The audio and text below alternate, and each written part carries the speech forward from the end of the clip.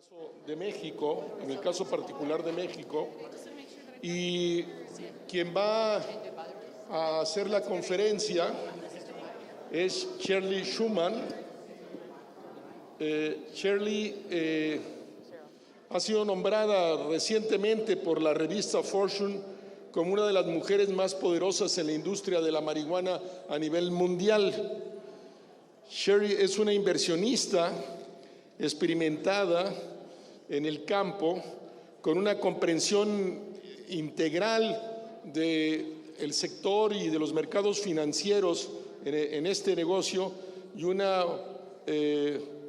tiene una red de relaciones muy importantes con los mercados de capital interesados en la inversión en este campo. Ella misma también es asesora de fondos de capital, de capitales privados, capitales de riesgo, deuda pública en el campo del sector de la marihuana médica. Ella en lo particular es una sobreviviente del cáncer, y por ello también es una activista pro cannabis, independiente de su expertise en el negocio, que trabaja ella en razón de esto en apoyos a otros pacientes que tuvieron el mismo padecimiento como ella tuvo y que ella pudo vencer. Y en la actualidad Shirley es CEO y fundadora de Beverly Hills Cannabis Club. Y le voy a dar la palabra ahora a ella para que comente con ustedes. Por favor.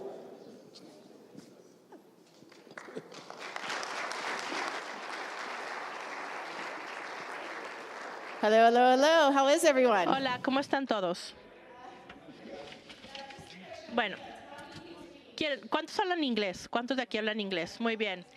Me disculpo, sé muy pocas palabras en español, estoy aprendiendo, así que por favor ténganme paciencia. Y bueno, realmente quisiera saber con quién estoy hablando. ¿Me podrían también decir quién de ustedes están aquí como pacientes para saber más sobre cómo ser pacientes? ¿Cuántos de ustedes están aquí porque quieren empezar un negocio con la cannabis? ¿Y quiénes de aquí solamente son curiosos y están aquí nada más para ver qué hay? Ok, entonces creo que la mayoría de ustedes están buscando emprender un negocio en este negocio, emprender un negocio en esta industria, ¿no? Ok, entonces los que están interesados en estar en la industria, ¿cuántos de ustedes ya tienen una solicitud de licencia? Ok, les quiero comentar algo. Mi nombre es Shirley Schuman. Me llaman a mí la reina de la cannabis. Y bueno, tengo mucho tiempo en este negocio, empecé en 1992, y una de las cosas que yo quería hacer era compartir mi historia personal con ustedes, cómo llegué aquí, qué estoy haciendo, porque como ya saben, tenemos mucho tiempo con las prohibiciones, y como una mujer de Beverly Hills, güera, pues no soy como la típica consumidora de cannabis y no soy tampoco la típica negociadora, ¿no? Digo, comerciante de cannabis. Entonces, como la forma como yo llegué aquí, cuando yo llegué, obviamente no estaban muy contentos conmigo los del mercado negro. Me llamaron toda cantidad de nombres, me decían que yo era porque la gente decía que no podía ser medicinal, me llamaban la reina del mercado negro, etcétera. Entonces les quiero enseñar cómo llegamos aquí, luego les voy a decir cómo pueden trabajar ustedes para poder entrar al negocio de la cannabis. Vamos a ver un video primero de cómo hemos llegado hasta aquí. Bueno, una perspectiva hoy en las principales historias bueno, le conocen como el Martha Stewart de marihuana. Bueno, yo la cultivo, la humo, pero es realmente la reina de la cannabis o una muy buena vendedora en esta industria. Bueno, vamos ahora inside. Esto me salvó la vida. Ningún político pensaba que esto era una buena idea. No, ese es un cigarro el que está fumando ahí. Bueno, creo que oficialmente ya estamos ya con la legalización de la marihuana y tenemos que platicar con esta mujer. Es fascinante. Ella le diagnosticaron cáncer y esto llevó a su segunda carrera como una conserje, digamos, de una industria de 47 millones de dólares de la cannabis medicinal. Le han llamado drogadicta, la han llamado víbora, la han llamado de todo. Pero ahora Inside investiga ahora a la reina de la cannabis. Bueno, me encanta la marihuana, la cultivo, la fumo, la cocino, la como cruda, etcétera. Bueno, se le conoce como la Martha Stewart de la marihuana y hay una palabra que la define, resiliente. Bueno, es que qué bárbara, ¿cómo lo hiciste? Bueno, cuando yo estaba muriendo, tenía muchísimas deudas, había perdido prácticamente todo el cabello, no era nada bueno. Cheryl nació en una familia de tabaco en Ohio, en la pobreza, en los años 1960. Esas raíces le dieron un gran impulso para tener éxito y después de haber tenido una exitosa carrera le diagnosticaron cáncer y le dieron unos pocos meses de vida. Bueno, me hicieron una cirugía, tenía el colon, en la vejiga, se había expandido el cáncer en todo el cuerpo. Sí, eso fue y llegó una bendición. La bendición llegó en forma de droga, que en 1996 en California ya se había aprobado para uso medicinal, la marihuana. Con esto ella pudo aliviar sus síntomas y pudo curarse, pudo recuperarse. Bueno, realmente es muy triste cuando sabes que ya no vas a ver a la gente que quieres. Bueno, con sus conexiones empezó ella con sus conexiones en Beverly Hills y gente de clase alta, empezó a hacer su negocio. Tenía esas conexiones con abogados, con actores, etcétera. Bueno, ¿cómo lo hiciste? ¿Cómo llegaste del cáncer y cómo lo convertiste en un negocio? Bueno, era algo obvio, porque el mercado no lo habían todavía, no había nadie en el mercado. Entonces, teníamos este concepto, empezamos a hacer estas fiestas con chefs, con DJs. Sí, digamos que es un couture, digamos que es un negocio de alta costura, digámoslo, un negocio fino. Y aquí es como lo hacen en California. Y cumple con las leyes de California. Bueno, este es un invernadero. Este es un invernadero muy bonito, como pueden ver. Pero sus ambiciones son mucho más grandes que simplemente tener fiestas de cannabis. Está construyendo un imperio con más de 600 millones de dólares en capital de riesgo. También ha sido una gran defensora de la marihuana para usos medicinales. Esta es la primera vez que tenemos la oportunidad en nuestras vidas de poder cambiar la historia y mostrar como un ejemplo de que el sueño americano sigue siendo posible. Pero al final de cuentas, dices, bueno, ¿para qué vivo? ¿Para cuál es mi propósito en la vida? Y lo que yo veo ahora es que hay una buena oportunidad de que yo voy a pasar a la historia como la mujer que le dio la vuelta a la prohibición de la cannabis. Y eso es lo que me enorgullece. Actualmente el uso de la marihuana es legal en 4 estados: Colorado, Washington, Alaska, Oregon, Nevada puede ser el próximo.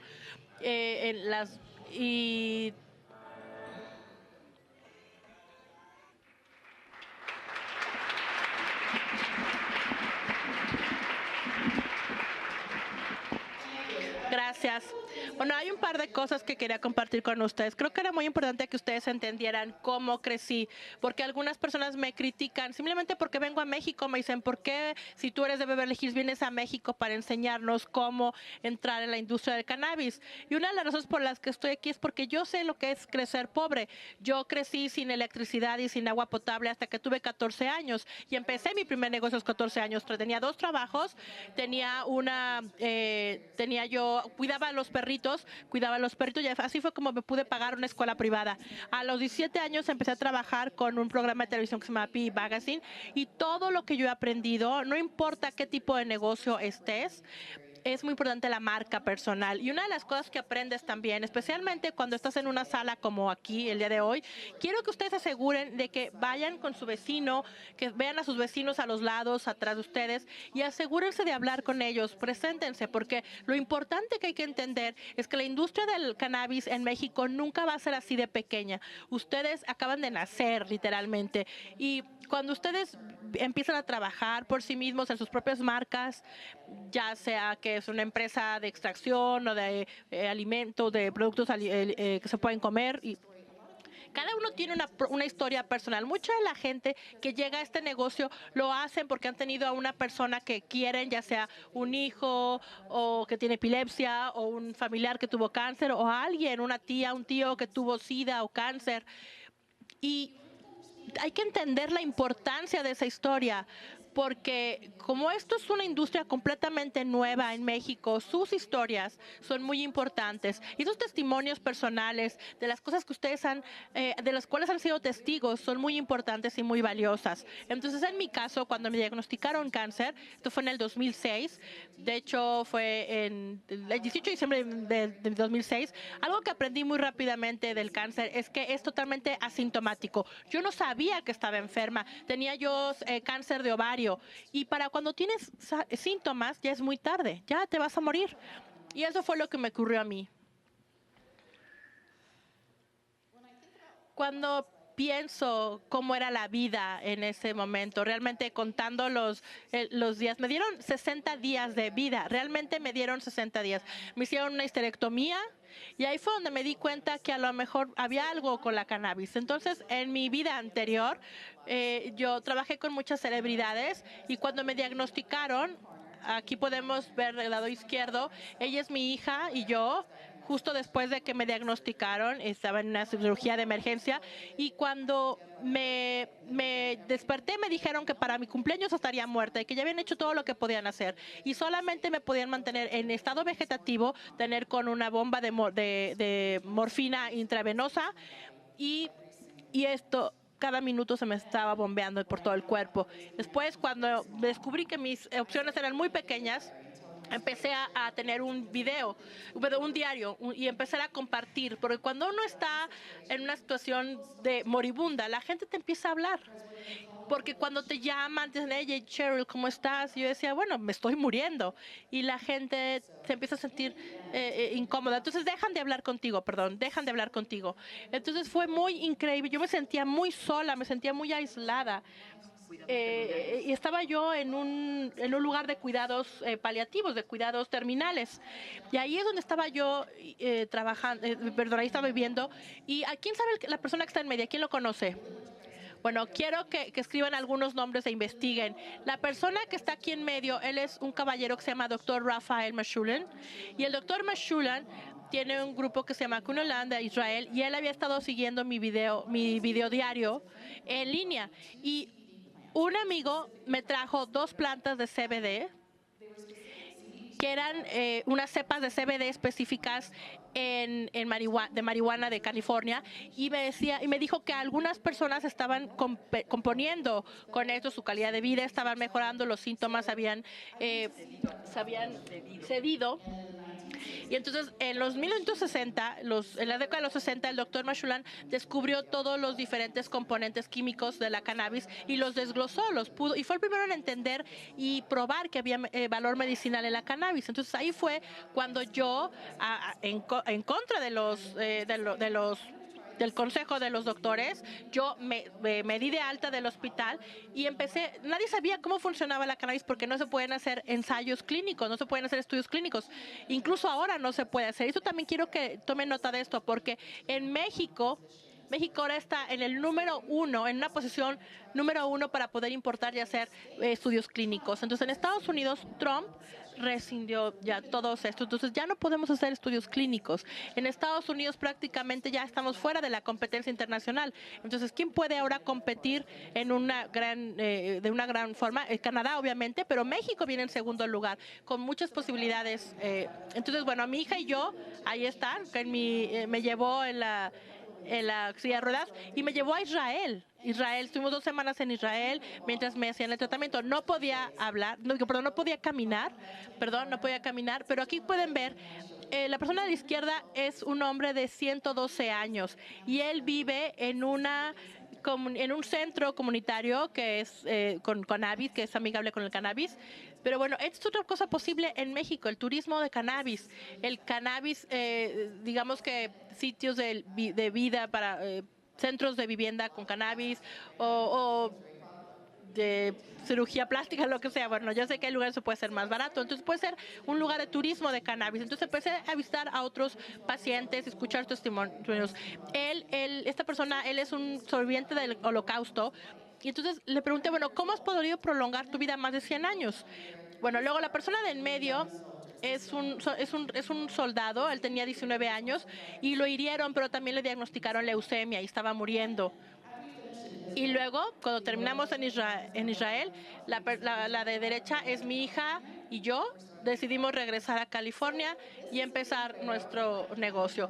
Esto es una imagen que me prestó ICANN, creo que está por aquí, pero bueno, todo esto son enfermedades en español de qué es lo que funciona con cannabis. Y quiero que lo vean, porque muchos otros sabemos que el cannabis es muy bueno para cáncer, para los ataques epilépticos, para las crisis epilépticas, etcétera. Pero tuve que empezar entonces mi granja de marihuana y tuve esta pequeña plantita y dije, ok, ¿cómo podemos cambiar esto? Porque después de 30 días se acaba ya la bomba intravenosa de morfina perdía efecto, entonces empecé a ver todas las tomografías y las resonancias magnéticas de mi doctor.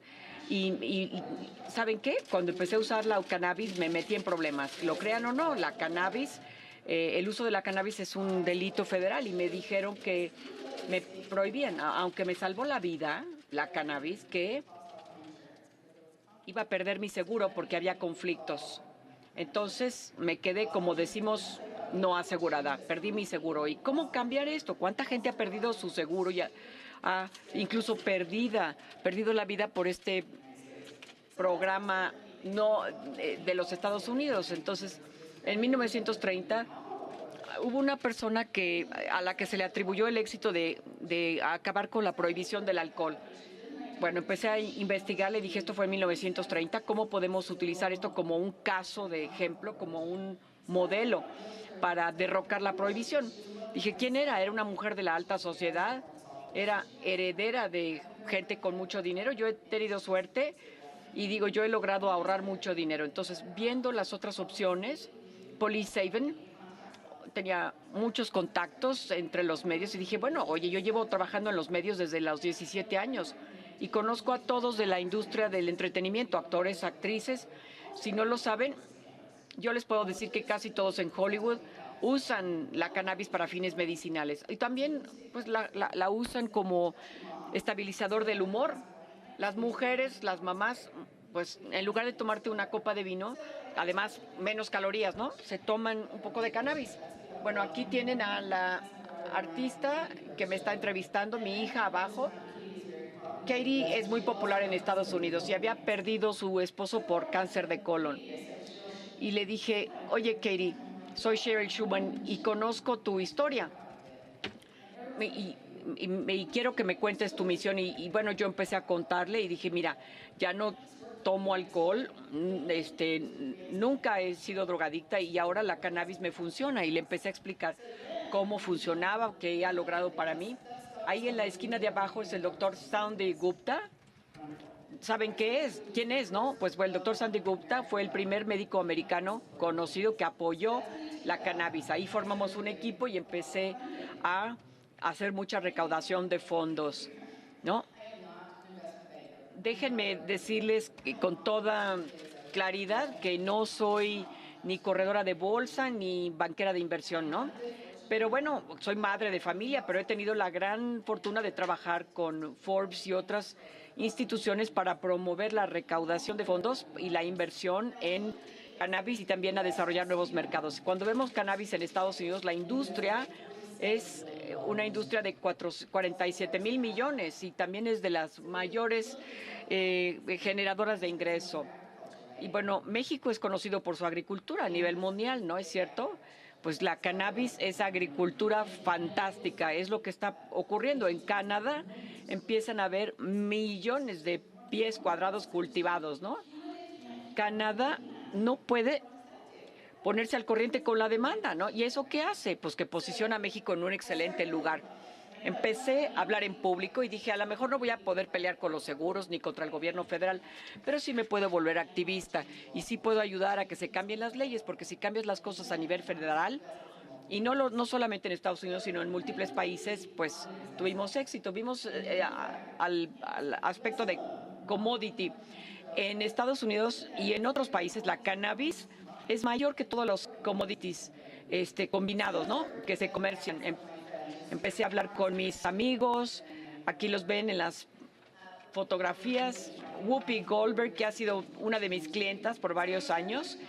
Y bueno, empecé a tender mi mano a las celebridades y van a ver que muchas de estas celebridades empezaron a ser mucho más abiertas sobre el uso de la cannabis. Ya sea que piensen que es justo o no, aquí la clave de ser un referente, ya sea en México o Canadá o en Estados Unidos o no, justo o no, las celebridades y la gente de alto perfil tienen una gran cantidad de poder. ¿Por qué? Porque en la era actual los medios sociales, fíjense lo que está pasando ahora con Trump, ¿no? Trump no es que sea un presidente excelente, ¿no? Lo único que tiene es su Twitter. ¿Se imaginan lo que un buen grupo de Twitter podría hacer para derrotar a Twitter? Y bueno, pues estoy aquí. Mira, tengo mucho respeto por lo que está haciendo el presidente Fox y todo su equipo en la oficina del presidente Fox para controlar esto. Quiero que entiendan qué importante es el que su esposo Fox y su hermosa esposa estén aquí luchando por ustedes, ¿no? Esta es otra de las razones por las que acepté venir. Otro de mis amigos, Jason Gang, que está aquí, que va a presentar después, empezó a ver películas y televisiones. Mi compañía había hecho algunos productos para televisión y cine. Un día decidí regresar a California y hacer mi granja. Una amiga me dijo, yo creí que habías muerto. No, tengo 60 acres al norte que compré y estoy buscando financiamiento. Bueno, pues su hermano era el productor ejecutivo de Wolfriend. Y la razón por la que este programa de televisión es importante es porque hasta aquel entonces los productos de cannabis ni existían. No había nada comestible, no había productos medicados o tés o salsas de espagueti o como las que existen hoy. Entonces, a través de este programa de televisión empezamos a crear el futuro de la cannabis. Empecé a acudir a personas como Sarah Silverman. Le dimos una de nuestras plumas de diamante de 14 quilates para que influyera en la gente. Y bueno, empezamos a participar también en muchos eventos muy conocidos, en los Óscares, en las revistas. ¿Cuánto has visto la cantidad de cubiertas o portadas de revistas en donde se habla de cannabis? Entonces, aquí la idea de base es que la cannabis llegó para quedarse. Tenemos a gente como Melissa Adler, que son referentes. Aquí tenemos a otro ícono, Tommy Chong. Muchos de ustedes conocen a Tommy Chong, quizás el mejor conocido consumidor de cannabis. Bethany Frankel, otra chica que acaba de firmar un negocio multimillonario para anunciar su marca de cannabis. Chelsea Handler, tuve el placer no solo de ser su amiga, sino que hicimos un excelente programa en Netflix, lo pueden buscar, se llama Drugs, búsquenlo ustedes también. Jane Fonda, hablando de ciudadanos de la tercera edad. Bueno, ¿cuántos conocen a los 77 años que haga lo que hace Jane Fonda? Y ella pues admite abiertamente que utiliza la cannabis. Hasta hace poco, en el pasado reciente, mucha gente en Estados Unidos no se sentía cómodo invirtiendo en la cannabis. Sobre todo, no se sentían cómodos en nada que tuviera que ver con la planta. ¿Y por qué? Pues porque podías ir a la cárcel y tenían miedo. Nadie quiere ir a la cárcel, ¿no? ¿Cuántos de ustedes saben quién es Peter Thiel? Bueno, Peter Thiel es un multimillonario. Le decimos de cariño la mafia de PayPal, porque él fue el inversionista del Valle del Silicio que empezó a invertir en una compañía que se ha vuelto famosísima. Multimillonario se volvió. Dentro del área de la cannabis invirtió millones y millones de dólares en tenencias y valores para asegurar ciertas marcas.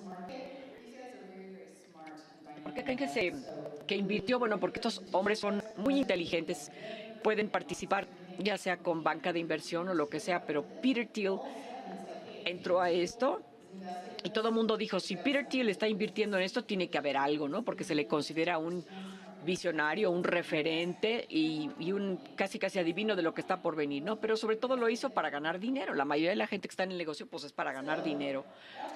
Entonces, aquí llegamos hasta aquí. Y bueno, me da mucho orgullo decirles que viajo como 200,000 millas al año.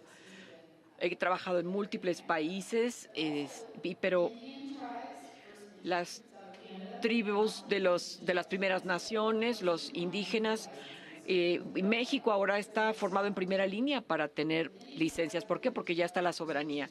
Las tribus, por su soberanía, no están sujetos a las leyes federales. Quiere decir que estos dispensarios pueden estar abiertos en territorio indígena, pero sobre todo no hay ahí áreas de consumo. Puedes producirla, puedes venderla, puedes fumártela si quieres, ocasionalmente. No puedes fumar en restaurantes públicos ni lugares públicos, ¿no? Pero entonces el turismo de la cannabis es muy importante, ¿no? Y esto ocurre en todos lados donde llega la cannabis, como Macedonia, Grecia, Australia, Nueva Zelanda, toda clase de nuevos lugares. Entonces, llevamos a cabo algunos proyectos tribales, pero este es uno de los aspectos más importantes, ¿no?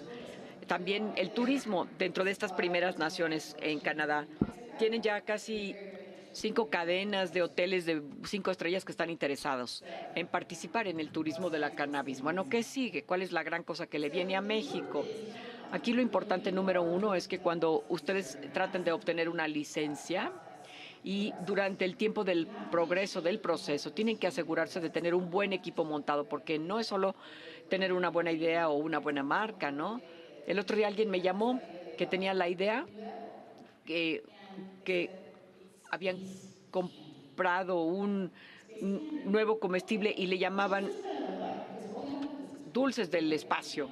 Y le pregunté, ¿cómo es tu plan de negocios? No tengo plan de negocios, solo tengo el nombre, le llamaré dulce del espacio. Pues mira, con todo respeto, no vas a lograr pasar de la fase 1, ni siquiera te vas a lograr reunir con los inversionistas. Entonces, les voy a dar unos tips rapidísimos porque me quedan 6.5 minutos. Yo estoy suponiendo que los que empiecen negocios van a necesitar financiamiento. ¿Quién necesita financiamiento? ¿Cuántos ya tienen su financiamiento obtenido? Muy bien. Para los que ya tienen ahí el financiamiento, tengan mucho cuidado de analizarlo. Quiero que piensen en los números por un segundo, porque todo el tiempo se acerca a mi gente que busca al socio de negocios correcto.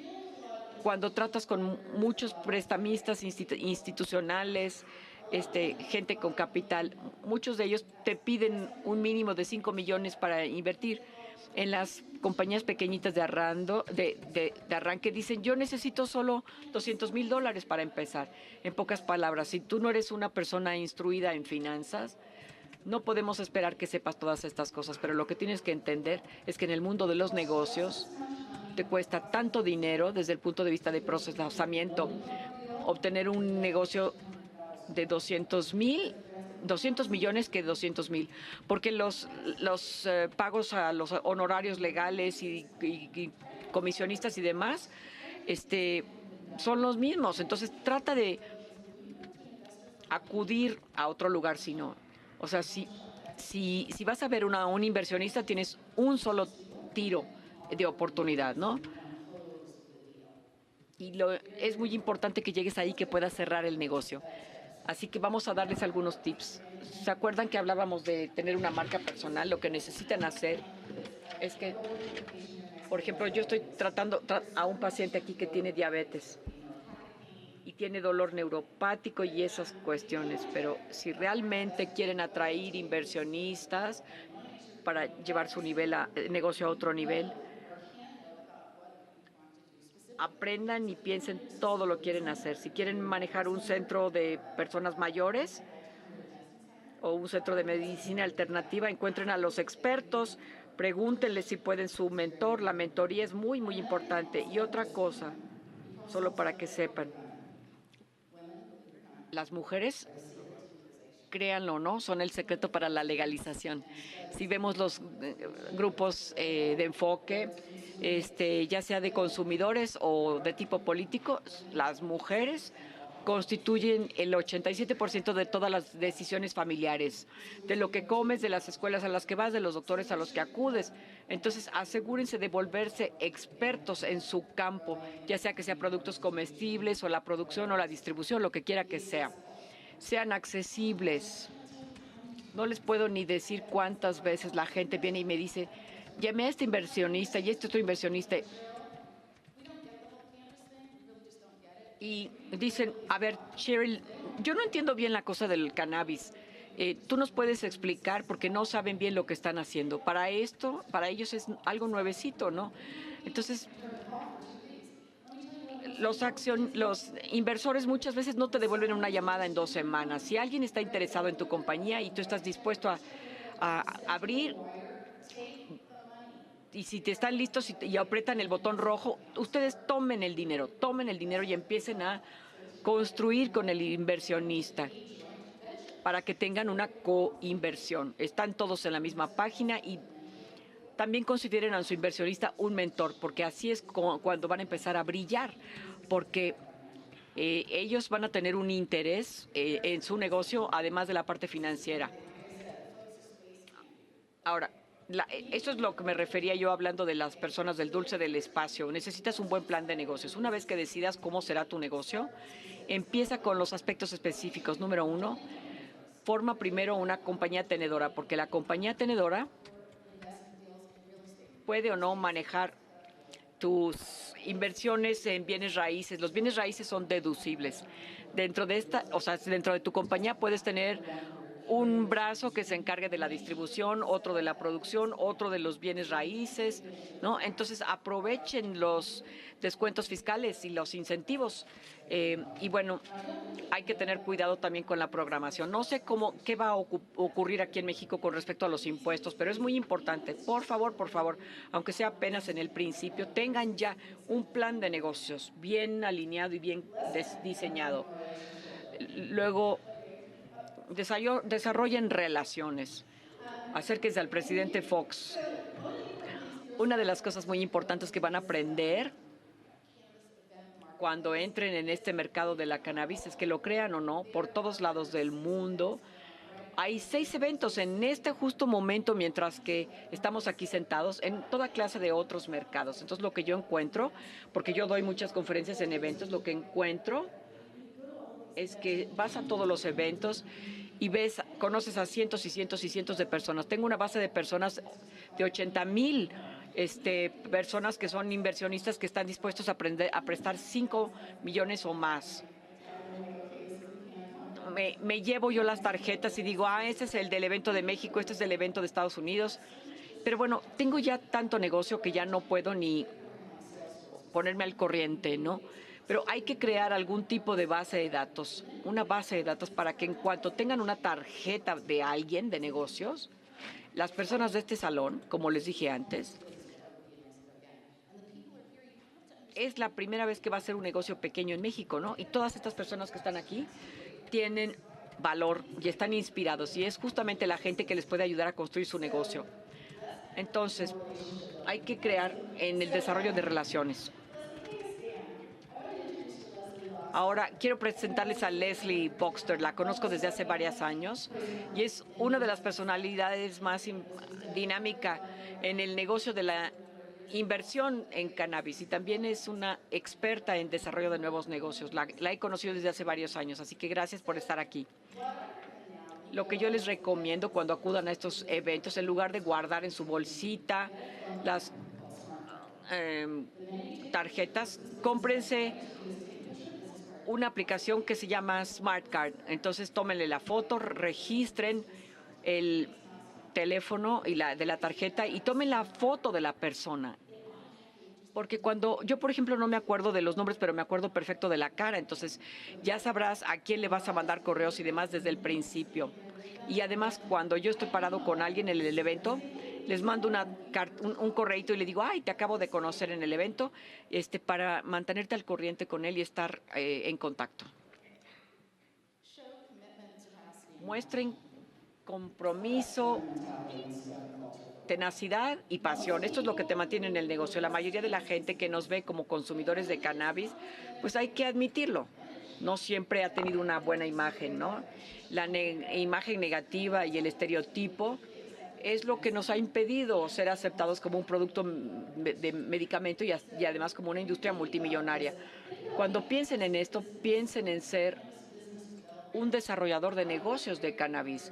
Yo he trabajado arduamente para borrar el estigma de este negocio que todos tenemos. Y esta es otra cosa que ustedes pueden hacer, ¿no?